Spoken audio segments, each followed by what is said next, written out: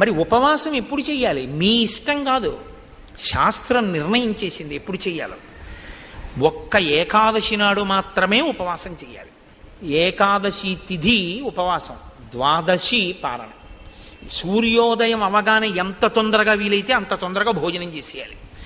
యంత్రాలని కూడా ఏం చేస్తామంటే షట్ డౌన్ అని ఆఫ్ చేస్తారు కొన్నాళ్ళు, ఓ 2 రోజులు విశ్రాంతిని ఇస్తారు, ఘర్షణ పుట్టేస్తుందని.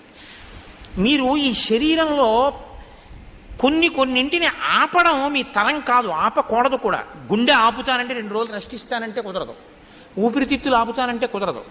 కానీ అన్ని అవయవాలకి కావలసినటువంటి రక్తాన్ని తయారు చేయడానికి, తీసుకున్న పదార్థాన్ని జీర్ణం చెయ్యడానికి ఈ వ్యవస్థ నిరంతరం పనిచేస్తుంది. నిరంతరం పనిచేసే ఈ వ్యవస్థకి విశ్రాంతినిస్తే అది మరింత సంతోషంగా పనిచేస్తుంది.